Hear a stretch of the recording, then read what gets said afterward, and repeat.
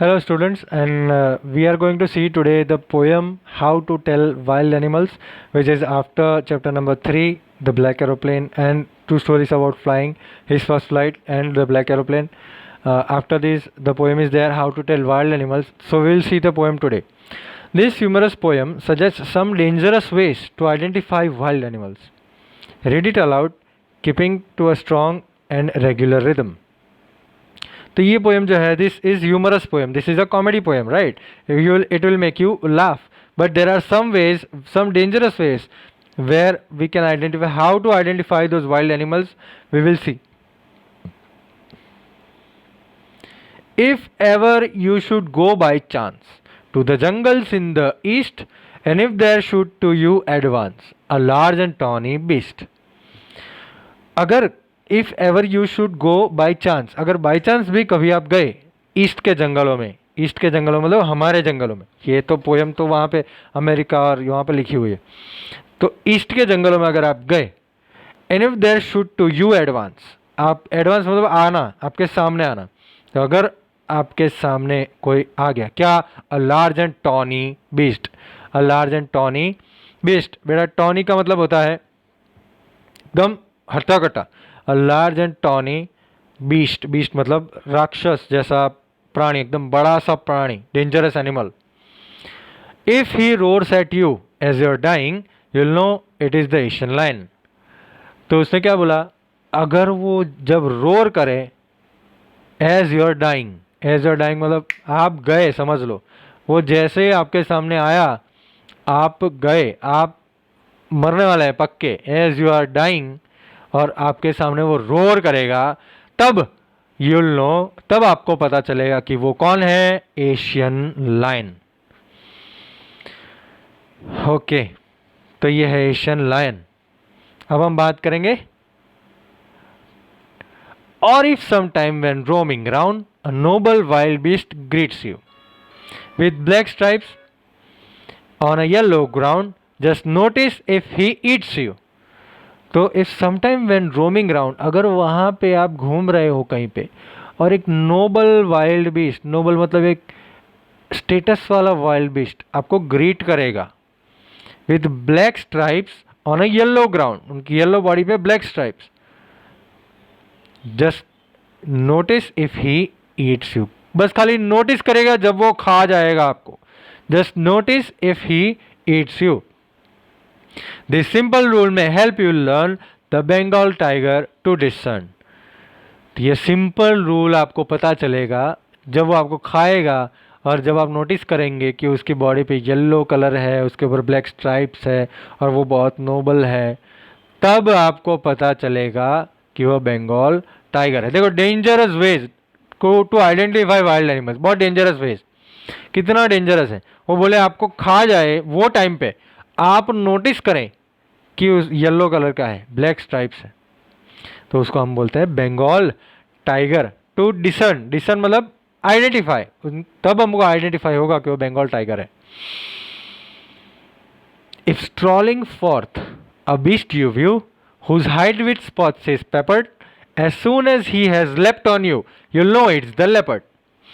If strolling forth, strolling मतलब चलना, अगर आप जब आगे आगे चलते हो और अगर आपको एक बीस्ट दिखा, बीस्ट लगा एक डेंजरस एनिमल आपको दिखा, हुज हाइड, हाइड मतलब उसकी चमड़ी, whose hide with spots is peppered, peppered मतलब covered, whose hide with spots is covered, as soon as he has left on you, left मतलब जैसे ही वो आप पे कूदेगा तब आपको पता चलेगा कि वो कौन है, लेपर्ड है। It will do no good to roar with pain, he'll only lap and lap again. तो वो क्या बोल रहा है? जोर जोर से चिल्लाना, दर्द से चिल्लाना, उससे कुछ फायदा नहीं होगा, वह आप पे वापिस जंप करेगा, वापिस मारेगा। तो ये कितना डेंजरस है, देखो कैसी पोएम लिखी है, कितना डेंजरस है ये। he'll only lap and lap again, वो वापिस आप पे कूदेगा, वापिस खाएगा। नेक्स्ट एनिमल कौन है? बेयर। ओके चलो देखते हैं bear. If when you are walking round your yard you meet a creature there who hugs you very very hard, be sure it is a bear. तो जब आप अपने यार्ड के आस, यार्ड मतलब ऐसी खुली जगह आपके घर के आजू बाजू जहाँ पे आप वॉक कर रहे होते हैं, और वहाँ पे आपको एक क्रिएचर मिलता है, क्रिएचर मतलब एक प्राणी, एक क्रिएचर मिलता है, who hugs you very very hard, मतलब जोर से पकड़ता है, be sure it is a bear, जैसे ही आप, अगर वो जैसे ही आपको लिपट गया समझ लो आप खत्म।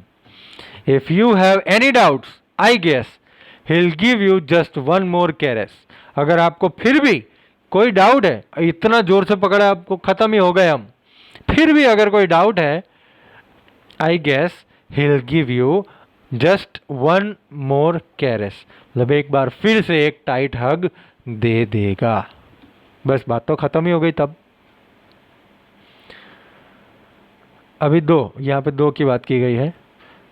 दो to distinguished beast of prey, a novice might nonplus, the crocodile you always may tell from the hyenas। इसका मतलब क्या हो जाएगा, फर्स्ट लाइन देखो, दो to distinguished beasts of prey, beasts of prey का मतलब क्या हुआ कि ऐसे जो खाना खा जाते हैं, ऐसे बड़े बड़े प्राणी जो खाना खा जाते हैं, है ना, जो शिकार करते हैं, बीस्ट्स ऑफ प्रे। डिस्टिंग्विश मतलब डिफरेंस करना। तो देखो मैं समझ सकता हूँ, ऐसा ऐसा पोएटेस ने कहा है कि मैं समझ सकती हूँ कि वेन, अगर आप डिस्टिंग्विश करना चाहते हो, अगर आप डिफरेंस करना चाहते हो कि कौन सा वाइल्ड एनिमल है, तो अ नोवाइस, नोवाइस मतलब ऐसा आदमी जो नया है जॉब पे, तो मतलब ऐसा आदमी जो नया नया है, might non plus, non plus मतलब कंफ्यूज हो जाएगा, नॉन प्लस मतलब confuse, the meaning of non plus is confuse. तो एक ऐसा आदमी जो नया नया है ना, वो कंफ्यूज हो जाएगा कि भाई ये कैसे हम, how to tell wild animals, तो कैसे हम बताएं कि कौन सा वाइल्ड एनिमल कौन है। द क्रोकोडाइल यू ऑलवेज में टेल फ्रॉम द हाइना दस्त, लेकिन अब क्रोकोडाइल और हाइना को दोनों को बहुत ही आराम से डिफ्रेंशिएट कर सकते हो, डिफ्रेंशिएट कर सकते हो। Hyenas comes with merry smiles but if they weep they're crocodiles. Hyena come with merry smiles, आपके सामने जैसे यहाँ ना हंसता हुआ आएगा, देखो हमको पिक्चर में दिख रहा है, hyena comes with merry smiles but if they weep, लेकिन अगर वो रो रहे हैं तो वो है क्रोकोडाइल्स, अगर वो रो रहे हैं तो वो है क्रोकोडाइल्स। क्रोकोडाइल्स कभी रोते नहीं हैं, लेकिन फिर भी हमको बोला गया है कि भाई अगर वो रोते हैं तो वो होते हैं क्रोकोडाइल्स। देखो कैसा पिक्चर दिया है, एकदम कॉमेडी, क्रोकोडाइल रो रहा है, ये भी बढ़िया है। The chameleon, the true chameleon is small, a lizard sort of thing, he hasn't any ears at all and not a single wing। एक चैमेलियन, एक सही में जो चैमेलियन होता है वो कैसा होता है, छोटा सा एक लिजार्ड जैसा होता है, उसकी कान बिल्कुल भी नहीं, he hasn't any ears at all and not a single wing, ना ही उड़ सकता है ना ही सुन सकता है, but if there is nothing on the tree it is the chameleon you see। तो अगर आपको ट्री पे कुछ ना दिखाई दे तो समझ लेना वो कौन है, चैमेलियन है। ओके, चैमेलियन तो कलर चेंज कर सकता है ना बेटा, तो चैमेलियन इसीलिए हमको दिख नहीं सकता है, वो ट्री का कलर ले लेता है, ब्राउन कलर। तो if there is nothing on the tree it is a chameleon you see. This poem is written by Carolyn Wells. Okay friends, okay students, this is the meaning. और हम जाते हैं thinking about the poem पे। एक बार question answers हैं आपके लिए, zoom out कर देता हूँ मैं, एक स्क्रीनशॉट ले लेना है क्वेश्चन आंसर्स का। Thinking about the poem number 5 तक ही करने हैं, नहीं नंबर 6 नंबर 7 भी लिखना पड़ेगा। नंबर 5 तक आप स्क्रीनशॉट लीजिए पहले, उसके बाद नंबर 6 और 7। और ये क्वेश्चंस एक बार पढ़िए और ख़ुद लिखने का ट्राई करिए। क्वेश्चन आंसर्स आपको मिलेंगे, 100% मिलेंगे। क्वेश्चन आंसर्स आपको एप्लीकेशन में ही मिलेंगे, डॉक्यूमेंट्स अपलोड भी होंगे, लेकिन आप खुद ट्राई करिए पहले, फिर हमको पता चले कि how much you are in the water.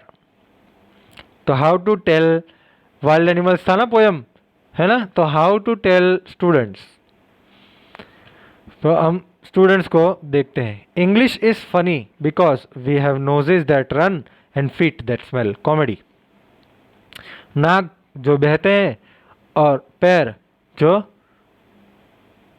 वो तो आप समझ गए। ओके, चलो फ्रेंड्स, स्टूडेंट्स, मिलते हैं नेक्स्ट लेक्चर में, और नेक्स्ट लेक्चर में बात करेंगे द बॉल पोएम की, और उसके बाद देखेंगे हम next chapter. Okay, bye bye.